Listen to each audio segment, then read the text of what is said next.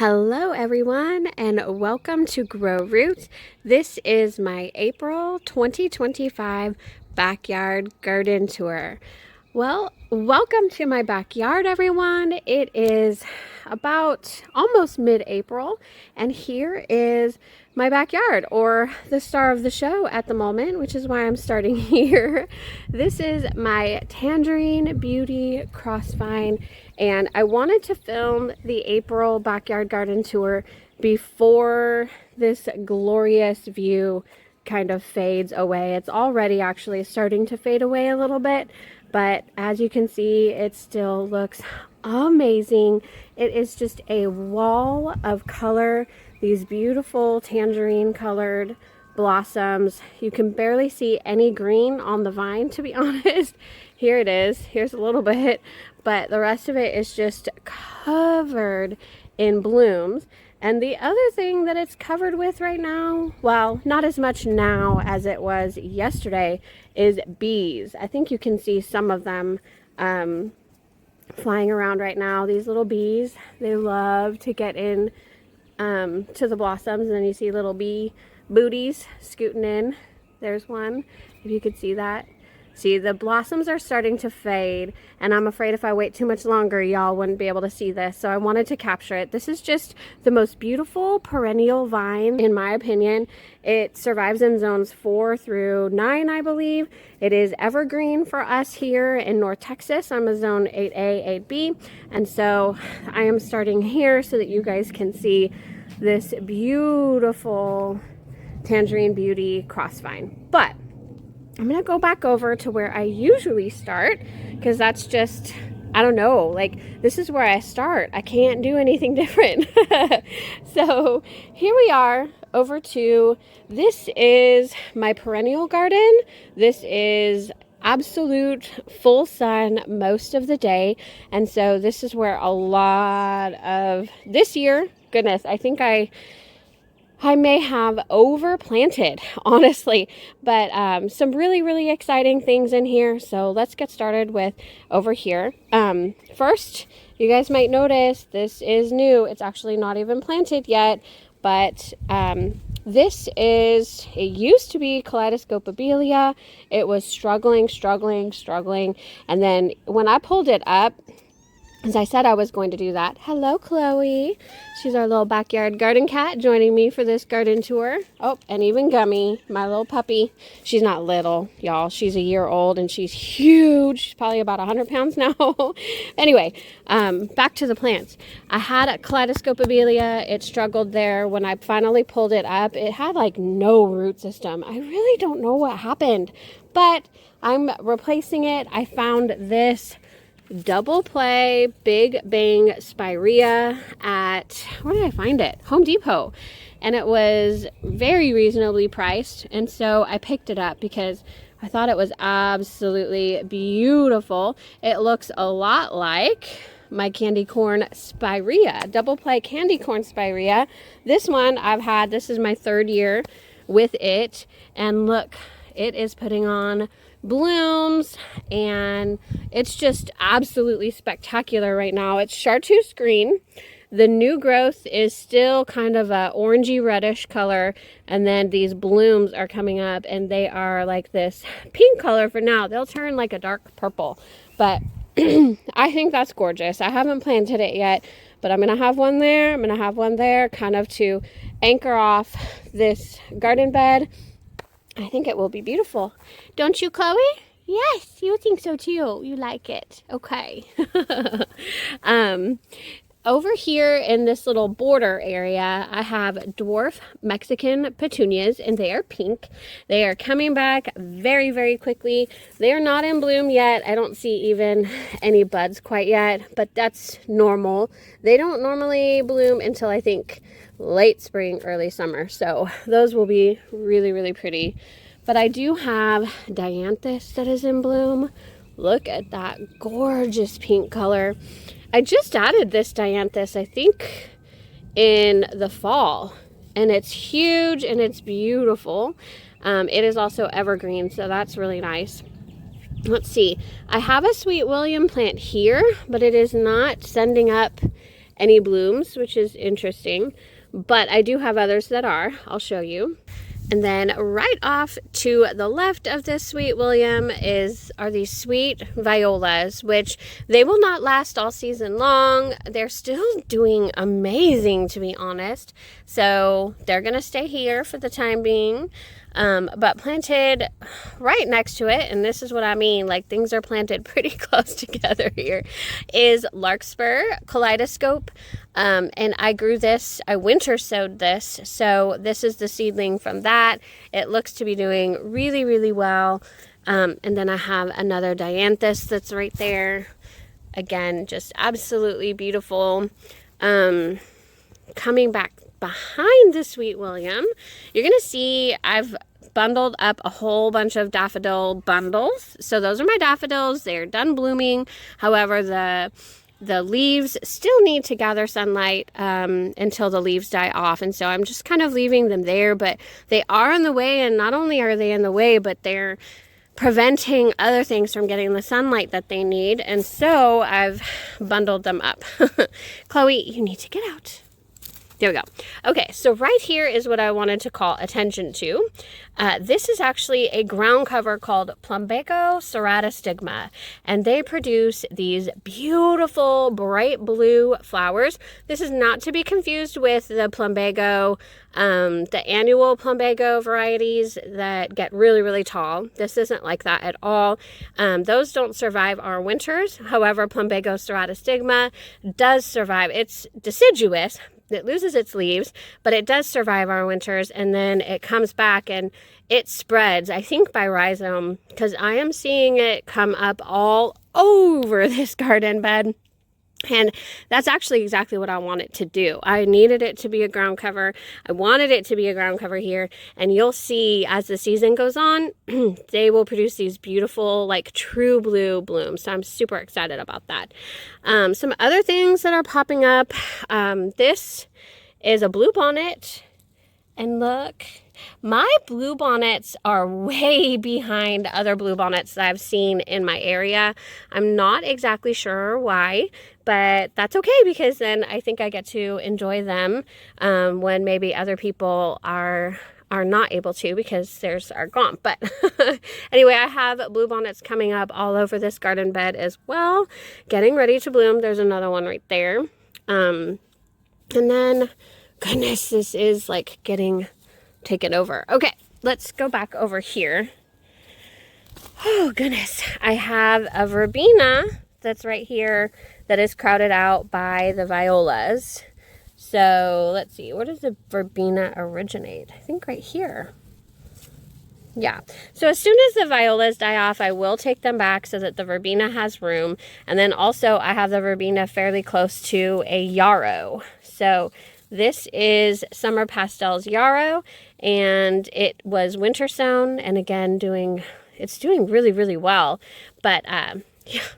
Oh my goodness gracious. And then here's an echinacea. This is Echinacea purpurea, and I'm looking at it like I could have divided this and put this elsewhere.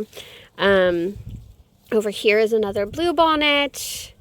Here is another larkspur. I have hollyhock coming right there. Again, I winter sowed that hollyhock. And then something I completely forgot I had right there is Coreopsis. It's just crazy.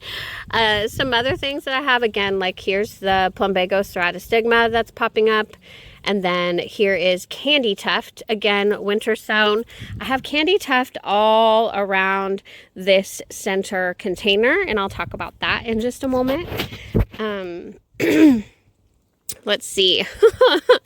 I have some pansies right here, and again, they aren't going to be here too much longer, but look, there's a brand new bloom from that pansy. It's so, so pretty. Again, like bluebonnets. Let's see, actually, this might be henbit, and I need to pull that, I'm pretty sure. Let's take a look.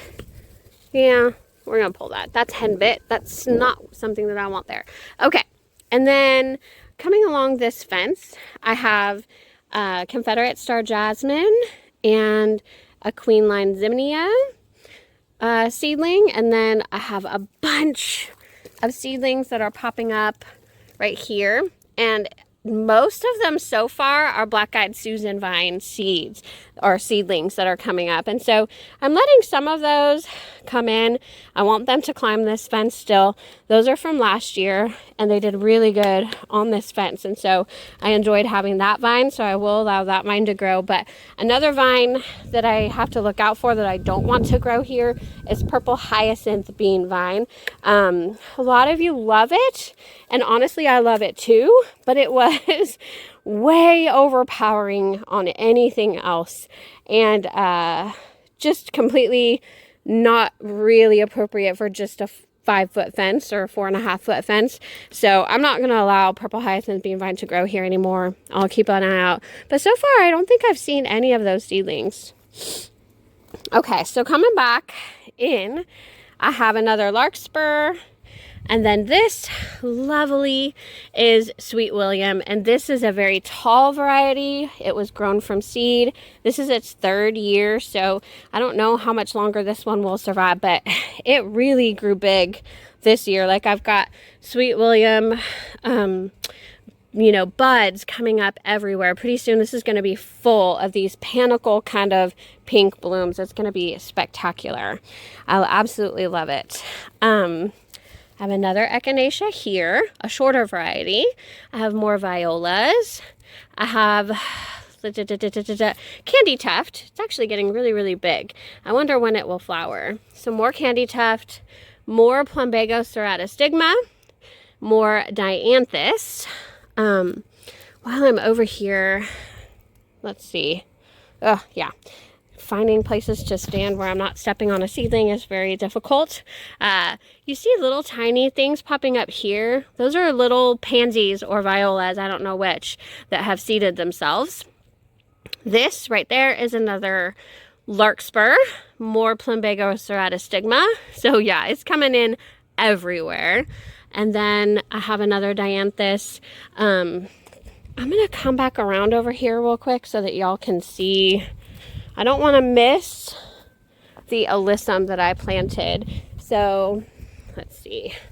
Right here, we're back over by the Double Play Big Bang Spirea. And this is an alyssum gold dust. Pretty sure that's what that one was. And then this one is alyssum Rosie O'Day. So this is one of the white ones. So sweet. But the other ones that I have are purple. I love that. And so those were planted all along here. It's hard to see them with the pansies and the violas and the dianthus, but they are there. I don't want to miss this one. This is another Sweet William.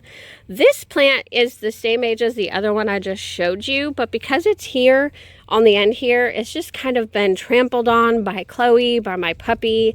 And I just lost a stem yesterday too that was growing. So yeah, just a beautiful plant, just not nearly as big as its counterpart way over there. Let's see. Coming back right here, this is Echinacea White Swan. And yeah, let's go back over here. There was a Coreopsis plant down here, but it did not come back. And then I have an Echinacea right there. Oh, I forgot. There is another echinacea right around there. It's a really, really pretty orange one that's called Sunkeeper's Orange Echinacea. So that will be coming in pretty well. So before I forget, before I move past this, I did want to talk about this container. It's in the middle of this garden. And the reason it's in the middle and it's a container is because this is where I have wanted a limelight hydrangea to grow since I, started designing this flower bed quite a few years ago. But the truth of the matter is, for whatever reason, the limelights that I plant here, they don't make it through the season. Something is happening to the root balls, and I think it could be you know, the soil. I think it could be the drainage or moles, which we do have a problem with. And so my last chance with the Limelight hydrangea is going to be to keep it in this container. So we're going to see how it does this year. But this Limelight is actually one that I'm training into a standard. It was propagated 2 years ago by me, and then it was a beautiful, big, beautiful Limelight hydrangea last year, but it had this one stem in the very middle of it that went straight up, and it's absolutely perfect for training a standard Limelight hydrangea, or training it into a tree form is what I mean. And so that's exactly what I did. So I pruned this all back. The only stem that I kept was this one. And then as, you know, the growth started coming on it at each node, I had to pluck off all of the growth. I had to pluck all of the growth that's trying to come through there. And I consistently have to do that because it is trying to grow new stems there. And so this is going to form the base of the tree right here. I have 4 stems on 4 different, well, 2 different nodes, 4 different stems that will become the base branches for this Limelight hydrangea tree. And so there you go. It's actually doing really, really good.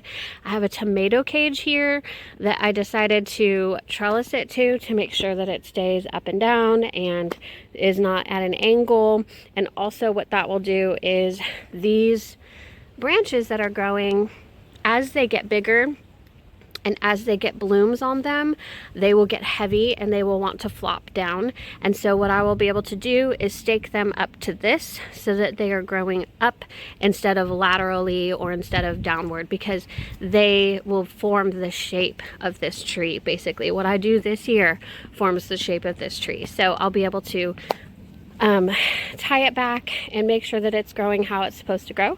And there you go. Just for fun, I put bluebonnet seeds down, and so you could see there's a couple bluebonnets growing, but then look at that. A viola seeded itself, 2 of them, 2 or 3 of them, and that one just started to flower just a couple days ago. It's so sweet. And that probably came from that plant right there. So that is so cool, but I'm totally up with it, and I think that Limelight hydrangea tree is going to be beautiful as a staple or centerpiece of this garden. Let's see, that dianthus is just so beautiful.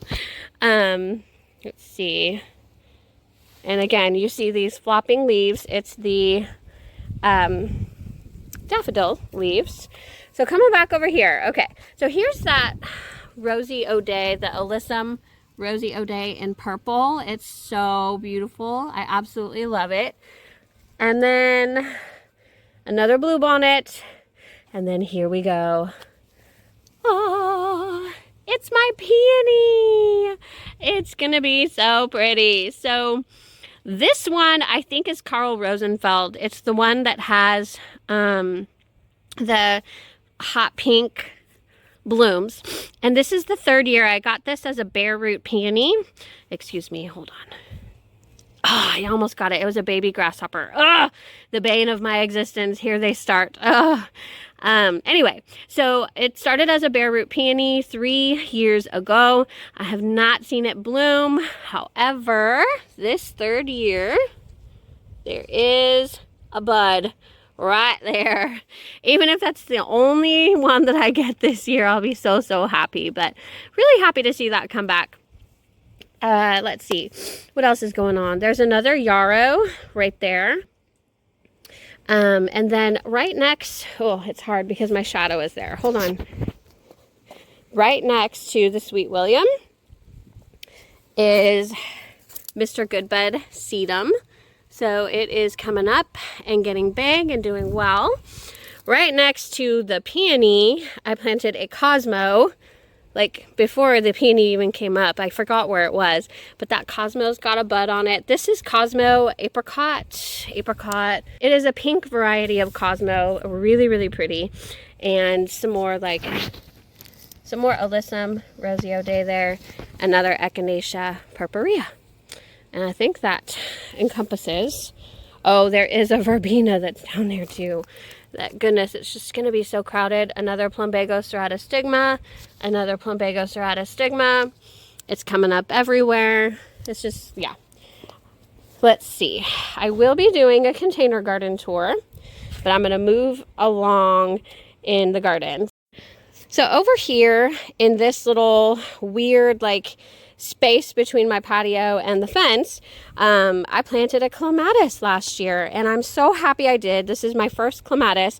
It is Clematis Indigo Sapphire Indigo Clematis, and it's coming back super fast, super strong, and it has buds. A lot of clematis are blooming right now, but this one is more of a mid-spring, late spring blooming clematis.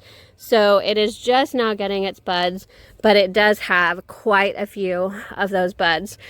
Something that I realized that I thought died last year is I have 2 bare root clematises growing down here, and I didn't think they survived. One is, goodness, a Henry Young, I think, and one is the really popular one, and I forget, it starts with a J. I'm gonna put the name on the screen, and I didn't label them, and so this is one of them. It's either Henry Young or the other one, and then I have another one on this other side down here, and they came back. I totally thought I lost them midway through the season. See, there it is. All of this is that other clematis. So they'll all be growing hopefully on this trellis, on this fence together. I also have Confederate Star Jasmine, and because this vine survived the winter, it is getting ready to bloom. I'm so excited about that. Don't really get to see Star Jasmine bloom very much in my zone because a lot of the vine dies off during the winter time. However, can you see that? There we go. Yeah, this one, I'm gonna see quite a bit of jasmine blooms here pretty soon, and I think it'll be blooming when the clematis is in bloom, which will be spectacular. Down there I have a rosemary, and then I have a Texas sage. I got my first Texas sage bloom. Let's see if we can show you. There we go. First Texas sage bloom, another bud waiting to go. All in all though, this winter was rough on the Texas sage, not just mine, but a lot of people's completely defoliated in the center of it in the wintertime, and it's kind of bouncing back, but not as strong as I would hope. I have a lot of bare area down there, so I hope that fills in fairly soon. Coming off to the rest of, this is going to be a completely new bed, a completely different microenvironment because of this huge tree-formed Sunshine Ligustrum. It is about 8 feet tall. I'm on my patio and it's planted down there in the ground, and I have tree-formed it. I've also pruned it, and I see I already need to come in and prune it a little bit more, but it really is a spectacular shrub. Just beautiful bright chartreuse and yellow, and it's just beautiful. But it's created a new microclimate down there of what used to be full sun is now shade and part shade. So I'm kind of redoing this whole area down here because nothing else has worked. And so let me take you down there and show you what's going on. So first I have 1, 2, 3, 4. This one's not going to make it though. So 3 Chinese forget-me-nots, and they were winter sowed from seed. And they have these beautiful blue blooms. They can grow in part shade, which is what this is. And so they're beautiful. And then look at these. Oh my goodness. This, y'all, is bok choy. It is baby milk bok choy, and I got the seeds for free with my seed order from Baker Creek Heirloom Seeds, and I thought, well, they can grow in part shade, and I think the foliage is just super cute, to be honest. I love the shape of the leaves. I'm not even really interested in it for the food, although I like that it's edible. It does look like something's munching on it a little bit, but that's okay. But these flowers I didn't even know existed, and they are so cute. So I have like a little crescent, a little half moon around my Star Jasmine. And then to anchor it off right here is a Chinese forget-me-not, and to anchor it off right there is a Chinese forget-me-not. So I think that's super cute. That jasmine vine didn't do so well, you can see, but some of it survived and some of it is coming back.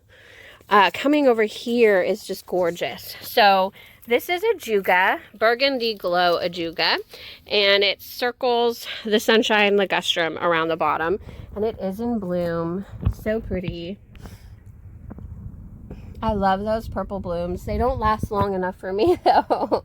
But even still, like, this is a fairly new one that I just put in, and I love the foliage as well of the Ajuga, and so I really do enjoy that. I have more Chinese forget-me-nots over here. I just winter sowed the heck out of Chinese forget-me-nots. I don't really know why, but I do love them for their blue blooms, and they, I think, will grow just fine down here, and so I just winter sowed a ton of them and put them everywhere. Coming over here, oh dang, okay, I don't know what that is, so hang on. All right, so I just showed you the Chinese forget-me-nots. This, oh, I do know what this is. Okay, I was wondering when I was gonna see it pop up. This is swamp milkweed, and I forget about it every single year. This isn't even the right place for it anymore because it really is kind of shaded by the Sunshine Ligustrum, but it comes back every year, so I will let it. Swamp milkweed is a native form of milkweed, and so it does hopefully help the monarch population, but I have to tell you, I have butterflies like crazy back here, but the monarchs do not come back here, and so yeah, it just is what it is. But I have this coming up, and I think it's my Echinacea purpurea. I have Echinacea, these original Echinacea purpureas, 1, 2. I had more back here, but I transplanted them to the other area, and I showed you those already. But they created lots of babies this year. So I've got one baby there, and then more babies here. And I'm not sure I want them there. So I may go ahead and pull those up. This is, I think, a daffodil. I probably need to tie up those leaves. And then this is a limelight hydrangea. Again, as long as I keep this Sunshine Ligustrum pretty well trimmed, I think the limelight hydrangea will get enough sunlight to where it really is a true part sun environment, and this guy I think this year is going to do really, really well. So last year it did not do well because this Sunshine Ligustrum was completely covering it, and it gave me one flower and that was it. But I'm committed to trying to keep this guy at bay. You can see it's already, after doing my pruning, it's already coming back with a vengeance. So it's a pretty strong plant. I'm gonna have to come down here and prune it quite often, but it's worth it to try and see this limelight hydrangea do well. Let's see, what else is down there other than more Ajuga. I am going to be putting coleus, I think, all along this fence line, or this patio line, I guess you could say. I think that will be nice. I have the coleus ready to go. I just have not planted it yet. I grew it from seed. So I showed you all the Echinacea purpurea. Another Chinese forget-me-not. That one's not doing all that well. And then over here is Tithonia, or Mexican sunflower. So this is an area that gets sun most of the day. I think it will do pretty well there. And then this patio part is very, very tall. So I think it's going to do pretty well. I have some on the other side of this post as well. And this, again, it was winter sown, but it's doing really, really well. It's going to be, I think, flowering here pretty soon. Oh, that's exciting. Okay. So coming over here around this star jasmine, I have another crescent of baby plants, baby seedlings. And this time, this is basil dark opal purple. And I winter sowed these seeds. Really excited about this, really for the foliage. I'm growing this for the foliage, but it's purple all around. And there's even one of them, just one, that's green with a purple stripe. I think that's so cute. But again, more star jasmine. This honestly is coming in from this back Greenbelt area, this back creek area. Oh, I need to go back there and take care of it because it's coming into my backyard really, really fast. I'm gonna step back and show you the coral honeysuckle. Wow. this is its second year, and this is one plant planted right there, and this vine is vigorous. I did some research before I bought coral honeysuckle. It is not the invasive type of honeysuckle, but I will tell y'all, it is a very, very fast, vigorously growing vine. So I hope that you have a very large space for it. But man, look at the gorgeous blooms that it gives you. Last year was its first year in the ground, and it didn't give me very many blooms. I was hoping for a lot of blooms this year, and I got it. It's so pretty. I love that color. It's just, it complements, I think, the Tangerine Beauty Crossvine really well too. But look at that growth that's trying to reach up right now, and it has nowhere to go. This is a 4.5 foot fence, so I'm trying to train it to go that way. And this is probably a good 12 feet away from the mother plant, and I just want it to continue to go that way. So I'm gonna try, but it wants to go up. It really, really does, but it is absolutely beautiful. Let's see, right here, I have, a tree coming up. Let's not do that. Okay, I have a black-eyed Susan vine here and another black-eyed Susan vine seedling there. I'll probably put a little bit more. I want these to grow up this trellis and up on to my trellis there. So I'm gonna plant some more, make sure it does okay, but that's the plan. And then I have more Mexican Tithonia over there, and then I also have a sunflower. A neighbor, we traded seeds, and she gave me some of her sunflower seeds that she had collected, and only one of them germinated. I don't know why, but that one is doing fabulous and really pretty, and so that will be nice, an actual sunflower with a Mexican sunflower. So I thought that would be fun. Let me not forget. The one thing you don't see yet, and I am a little bit concerned, everything else in my garden has shown life coming back. This is a hardy hibiscus. These are the last things to come back. I do realize that. But this guy, by this time last year, it had shown growth already. And this guy is not showing anything. These roots look alive though. They look very much alive. There's just literally no growth yet. So we'll see what happens. This has not been the absolute perfect location for this. Again, it doesn't get as much sunlight as it should. Last year, I planted the purple hyacinthine vine here, and it just completely overtook this area, and it made it so that this hardy hibiscus didn't get any sun, barely at all. And I'm survived, it even survived the season. I'm surprised that it survived the season, seeing as though it's supposed to be full-sided. It barely got any. So we'll see. If it dies, that's probably why. And then I'm not sure what to put in its place, but we'll see. So I am back up on my patio. Down here is where we just were. I did already show you the Tangerine Beauty Crossvine, so we're not going to really talk about it, except just to look at it again. It's just so pretty. I just love it so much. Let me show you one other area that I have not shown you yet. Sneak peek of all my winter sown stuff that is still here, all of my seedlings. Whew, that's a task. Okay, so over here, this is my shade garden.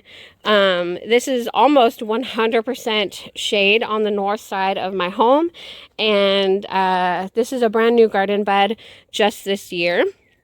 So I'm really excited how it's shaping up. I think it's looking really, really pretty. So starting with this is Sea of Hearts Forget-Me-Not Brunnera, which I thought last year died. It was planted in a container last year and got mealybugs. It did not die, and it's coming back really, really well. It should be, I'll bet that's a bud actually.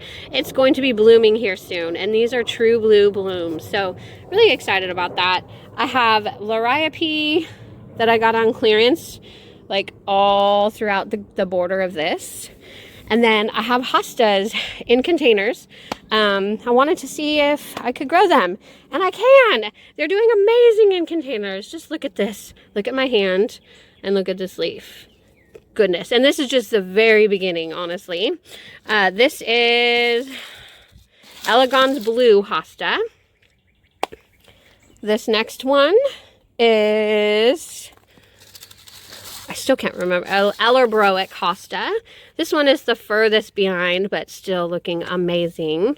I'm going to put some more snail bait down, by the way, because the snails love to eat these things. This one is Proven Winners Shadowland Woo La La. Absolutely huge. And then this is Proven Winners, let's see, Shadowland Diamond Lake. So just really, really gorgeous hostas. Let's go back here because I do have things planted in between now. So this is giant leopard plant or tractor seat plant. And yeah, something's eating it. Goodness. Yeah, time for more snail bait. I've already put snail bait down once. I will do it again, especially now that the hostas are back. This is spotted leopard plant. A more dwarf variety for sure. This is so cute. Again, all of this is Liriope. I have a hydrangea macrophylla right here. This is actually propagated from one of my hydrangeas I'm about to show you that's growing on the side of my house, and it's doing pretty well. And over here, oh, look at this. This is autumn fern, and I wanted an autumn fern for quite some time. If you're on the fence about like whether to get an autumn fern, please do it. It is evergreen, or it was evergreen for me first year in the ground. They are beautiful colors. Look at this older foliage. Don't pay attention to these pink blooms. These are fuchsia that have fallen off of my hanging plant, and I will cover the fuchsia in my container garden tour, and that will be coming out in just about a week, so look for that. But that's fuchsia, so that is not part of the autumn fern. But all of this, that is new leaves coming up. And so this autumn fern has just done so well. I almost wish, and I thought about this at the time, I didn't know how it would do, and so I didn't want to spend a whole lot of money. And what I should have done is just put autumn ferns in between every single container instead of different plants, different shade plants. Although I like this because this is my first time gardening in complete shade. And, you know, I know a lot about it now, but I didn't used to. And so anyway, long story short, this is all experimentation, like what plants will do the best in 100% shade. So far, the winner definitely is autumn fern, but the rest of them are doing pretty well. It's just, see, I don't think the hydrangea is going to thrive there. I don't think, it doesn't even get morning sun. So we'll see how that one does. But I mean, the leopard plants, they're doing pretty well. And so is the Brunnera. It's just that, I mean, that autumn fern is just spectacular.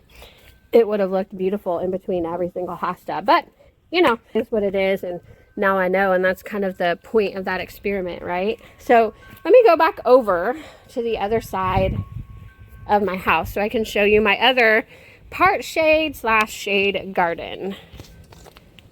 So here we are. This is midday, and so just about an hour ago, all of this was in the sun.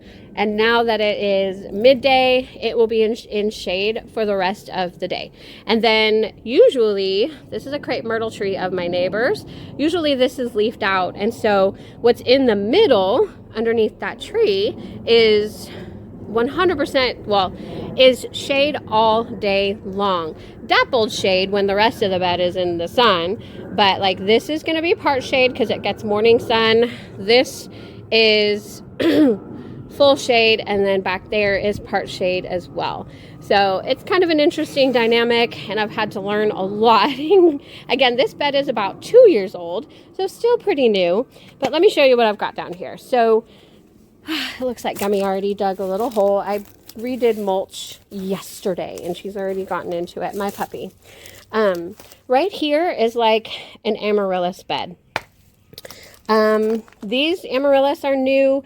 This is why they're kind of the leaves are just not great because in my house, they were up against a window and they just kind of grew that way. I do have some amaryllis that have been in the ground for a while. I have a bloom stalk coming up from that one, and then I have its baby over there, and I have a bloom stalk there. But these other ones are new and they're different varieties, and so this is a part shade area, so I won't get as many blooms. My neighbor has the same amaryllis planted in more of a sun location, and she keeps telling me, your amaryllis, it needs more sun, you need to move it. Well, I don't really have any sun places for it, so it's gonna have to deal with part shade, and they're still doing fine. Like, this plant is doing just fine. It's still gonna bloom for me, and so will its baby, and then next year these guys will bloom for me.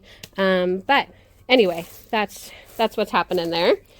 Right here is a whole bunch of seedlings that I winter sowed. So this one is Rudbeckia. Testing that in a part shade location. I know it prefers full sun, I get that, but I don't have full sun for it. This is Alyssum Rosie O'Day again, and honestly, I thought a lot of this was also Alyssum Gold Dust, but this is all turning out to look like Rosie O'Day, which is interesting. None of them yet have that yellow flower yet, but all of this is Alyssum from all the way over here. And then this is a Coreopsis, Incredible Swirl. Again, supposed to be in full sun, can tolerate part shade, so we're going to see how it goes. And then what you see popping up all over here, honestly, it was planted right here last year, is Greg's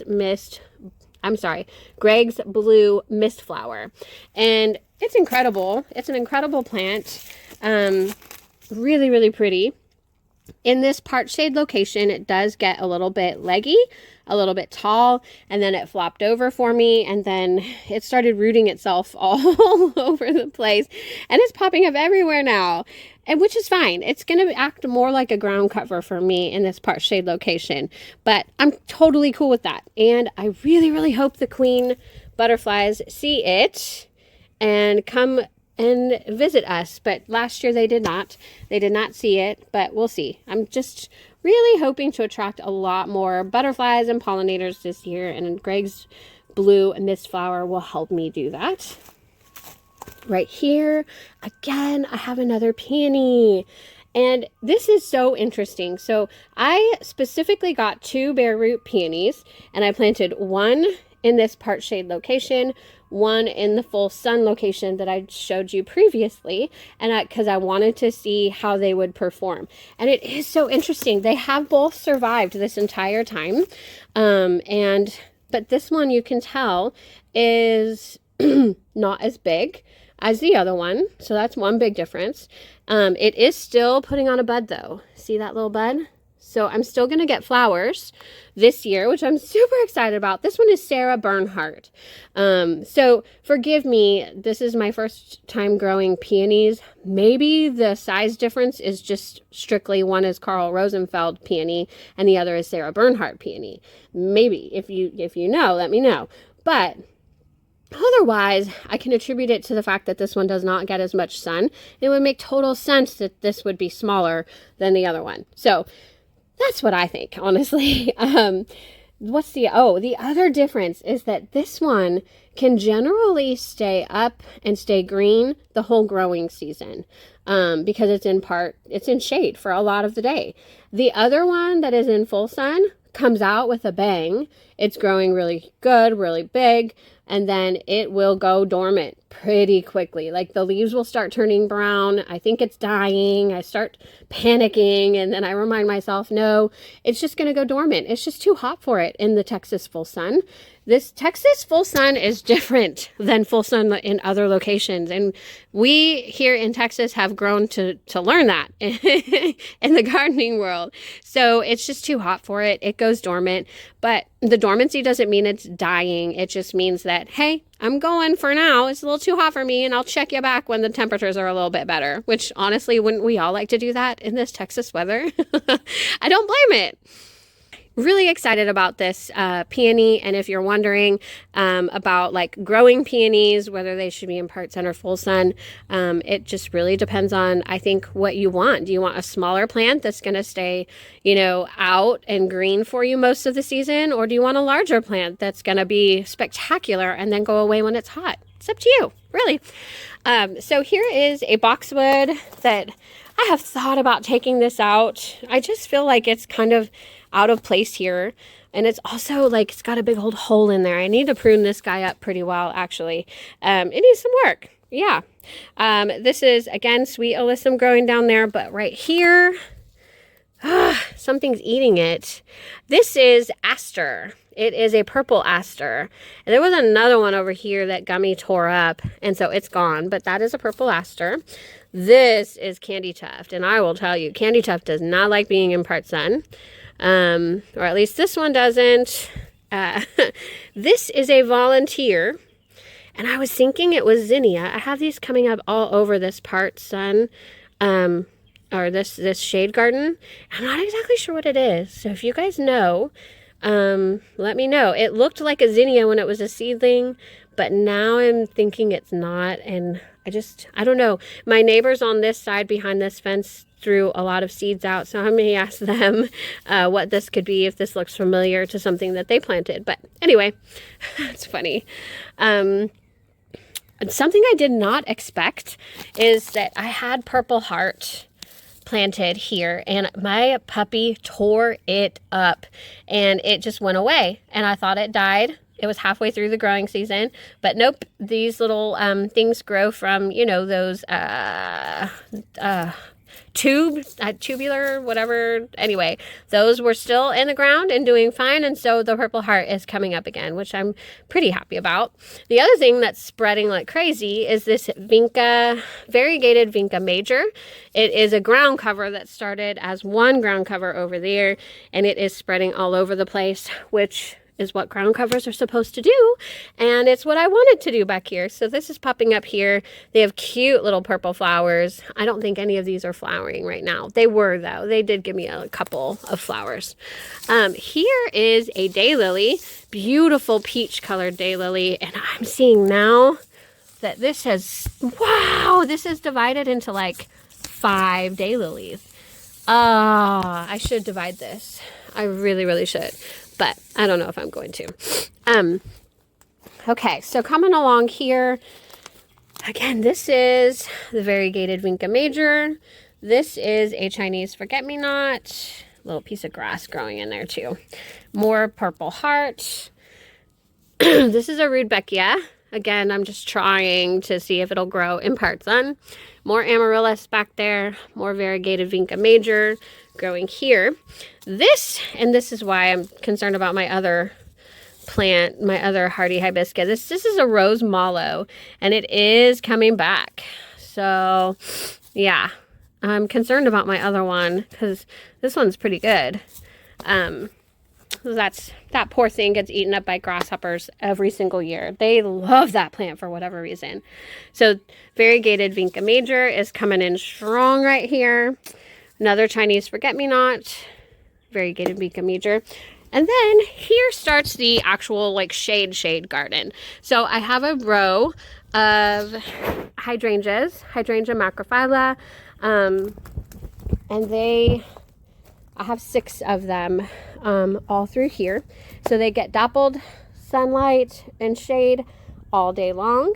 And this one, you can see it's already showing signs of chlorosis, and I know why. I'm going to hit it with some soil acidifier and chelated iron.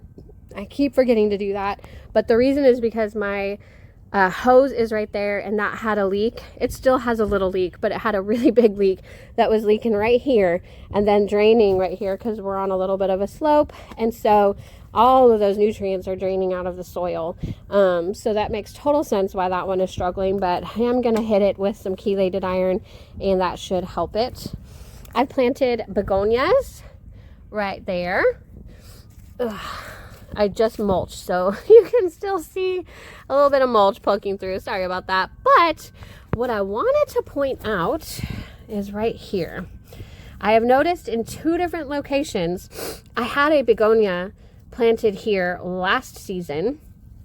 These are annuals for us. I think they're even like zone 9. They're not supposed to come back, but 2 begonias are coming back out of like 18 that I planted. So that's kind of fun. So I'm going to have 2 begonias next to each other there. Another begonia there. So I kind of put begonias pink in between every hydrangea and then in front of every hydrangea. And then alternating here, we have a whole bunch of different colors of heuchera or coral bells. This one I believe is Magma. I think it's called Magma, Coral Bells Magma by Monrovia. And it's just, oh, it's so pretty. And then coming over here, again, another hydrangea. Another one of those seedlings popping up that I don't know. Variegated Vinca Major is coming in. But this right here, again, it's covered in dirt because I mulched yesterday. But this is Electric Lime Coral Bells. So pretty. Chartreuse color. And then a begonia. That hydrangea is itty bitty. I'm not exactly sure why. Begonia. And then this one is Caramel Heuchera. I think the name is Caramel. I lost the tag, but yes. Look at that new growth. It's so cute. And then another begonia. And then this one. Oh, look, I didn't even see this yesterday when I was mulching. Yay. This is the Onyx coral bell. And you can see this beautiful blackish, purplish color. It's just absolutely stunning. But it's about to flower. I'm really excited about that. That'll be really cool. That's the only one of my heuchera that are flowering. And I do want to note that I just put these heuchera in the ground in October. So in the fall. And it's just spring now. So, and I also want to mention my puppy was obsessed with these. And she has dug up every single one of these heuchera plants at least 3 times. And I have replanted them. And they have still come back. So I mean, yeah. I did want to show a little tip. I know a lot of people here in North Texas, they say they can't grow heuchera here. Coral bells are very, very difficult to grow here. I don't know why. They just die. And I did hear something very recently, a tip from another like expert gardener, and she said, the key to growing heuchera, especially here in North Texas, is to grow them on a slope, which is exactly how I'm growing them actually, or to make sure that the soil is extremely well draining. And so we have clay soil, which makes it not as well draining, but there are things you can amend your soil with that help it to be a well draining soil. But one of the things that help it is when it's on a slope. So that's exactly what's happening here. They're really on the edge of a slope in my side yard, and I think that's why they're doing so well. Like I said, these guys have been dug up like 3 times and replanted, and they're still coming back and giving me new growth. And then one is giving me blooms. So there you go. I hope that's a tip for you if you're wanting to grow heuchera and you've had a hard time doing that. And then this last heuchera is Georgia Peach. It's super cute. Look at that new growth. And then it kind of ages into this greenish peaches color. So really cute. Coming over here is another Brunnera. Really beautiful. This one is Proven Winner's Queen of Hearts. I got this on clearance last spring, so it's been exactly 1 year. And look at that true blue flower that it's giving me. I hope. Yeah, no, that's another leaf. I really want it to give me another bloom stalk, but I don't see any others. We'll see. I mean, it's its first year in the ground. So with perennials and shrubs, you have to give them 3 years to show their glory. The first year they sleep. The second year they creep. That's kind of what it's doing. It's creeping. And then the 3rd year they leap. So this is a beautiful Brunnera though. Just check out that huge leaf. This is my hand. Oh, that's gorgeous. Something is eating it. Yes. Let's see. Up here is... Gosh, was that another Rudbeckia up here? I think I did. Next to it, though, is Pink Turk's Cap, which is coming back. They're one of the last plants in the garden to come back, but it is definitely, this was the very last thing in my garden to come back last year. It was not coming back at this time. It took a lot longer and I thought it was dead, but yeah, it is coming back and it's doing good. Here is another one of those daylilies. This was a baby from the one I just showed you. And again, I probably could divide that into 4 different daylilies. Wow, they're so pretty. Another begonia. I planted blanket flower here, again, just experimentally to see how it could do in part shade, and it did not like it. So mental note, blanket flower, not good in part shade. However, Chinese forget-me-nots do really well in part shade, so there it is. Another begonia, another Chinese forget-me-not. This, yes. This is autumn fern. I did not plant this in time. It did not get water and it died off. I did plant it hoping that I could get it to survive. And I see little signs of hope like this. I'm just not really sure. So we're going to see what it does. I'm going to leave it and hope for the best. But if it doesn't do well, I will just put something in its place. That's okay. And then over here is Mexican petunias, and they are making a comeback as well, right there. These are big, tall, purple Mexican petunias. And then I skipped over this, but it's gorgeous. This is my dwarf Alice oak leaf hydrangea. Oh my goodness. This is its 2nd year in the ground. It is almost as tall as I am. It is about 5 feet tall, and it is dwarf. And this is only its 2nd year. So keep in mind, oak leaf hydrangeas can get very, very big, but goodness, look at this. It's going to be spectacular. At one point, I counted 12 blooms on it. I don't know anymore. I'll bet it's even more than that. I've never been able to see this bloom because when I purchased it, it was in the fall and it had recently been pruned.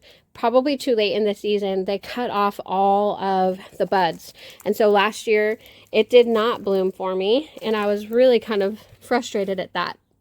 It was beautiful and big, but no blooms. And this year, I've done no pruning whatsoever to try and make sure that I could see it bloom. And we're definitely going to see it bloom. It's going to be spectacular. It really loves it right there in that part shade location. And I'm super, super excited to have that oak leaf hydrangea. It's been a really tough one too. It's done really, really well. So there you go. Well, that concludes the shade and part shade side garden that's coming along beautifully. I can't wait to see what this season does. And truly, that concludes my April 2025 backyard garden tour. See what Gummy is up to. Hi, sweet girl. What are you doing? Huh? You're watching the bees. So yesterday, all of the bees are on this cross vine, and she's just like looking up and watching them. That is so cute. Yes, it is, but be careful. She was trying to bite at them yesterday. They're a stinger, but you're going to learn. Anyway, I thank you all so much for watching. If you like what you saw and you want to see all of this as it grows throughout this season, I put on backyard garden tours, front garden tours, container garden tours, and then other random videos about the plants that I like and things all throughout the year. So please subscribe to my channel. It helps me out so much. Comment below. Tell me what you're growing in your backyard. Tell me what you're excited about this growing season. That also helps my channel so much, as well as you watching. I just appreciate y'all so much. I hope you have a beautiful day, and goodbye, everybody.